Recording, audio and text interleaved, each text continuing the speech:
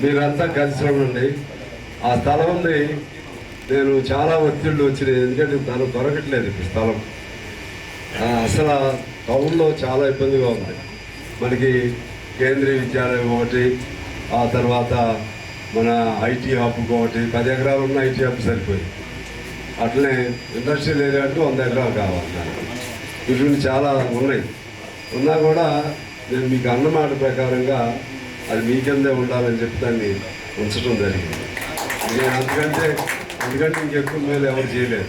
తర్వాత అది ఎక్కడ రావాలో చూద్దాం, లేదా మీ పోరాట పడి ముందు మీరు ఏదైనా చేసుకుని నేను మీకు సపోర్ట్ ఇస్తాను. అఫీషియల్గా మాత్రం మీకు నా ఫోన్లన్నీ అయ్యాయి, నన్ను ఇన్వాల్వ్ చేస్తారు వాళ్ళు, మామూలుగా కాదు.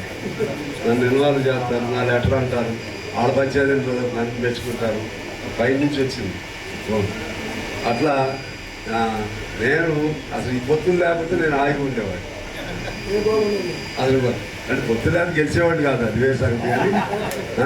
కానీ అప్పుడు అధికార పార్టీతో లేవు, టీడీపీ ప్రభుత్వం ఉన్నప్పుడు అధికార పార్టీతో లేదు కాబట్టి కిరణ్ కుమార్ రెడ్డి గారు నా మాట కాదని ఒక్క పని చేసేవాడు కాదు.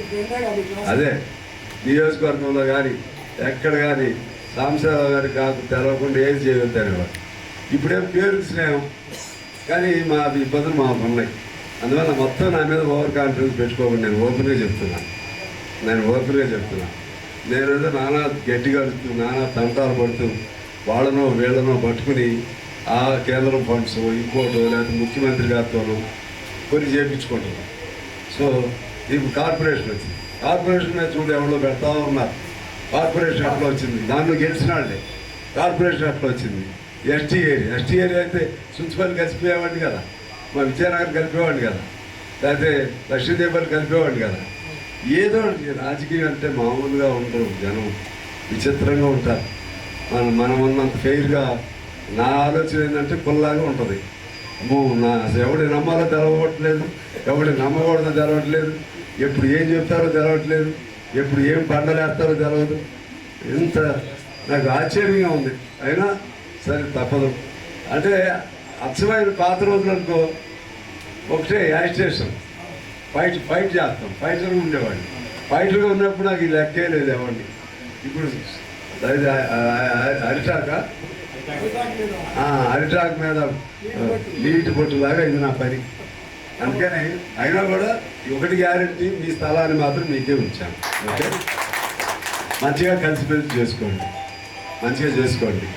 ఇది బాగా మీకు అభినందనలు. ఆగిపోయిన దాన్ని మనం చేసుకున్నందుకు అభినందనలు తెలియజేస్తూ మీ అందరికీ హృదయపూర్వక నమస్కారంతో ఇప్పటికే 2 నిమిషాలు మాట్లాడదామని నేను అనుకోకుండా ఎక్కువైపోయింది. మన ప్రభాకర్ రెడ్డి ఉంటాడు, డిఎస్పీ గారు వాళ్ళు ఉంటారు. మీకు అభ్యంతరం లేదు, నాకు అభ్యంతరం. నా ప్రోగ్రాం అంత టైం మన వాళ్ళు ఉంటారు, మిగిలిన వాళ్ళందరూ ఉంటారు. భాషని ఈయన్ని తీసుకుని నేను ఎంత భాష మాట్లాడు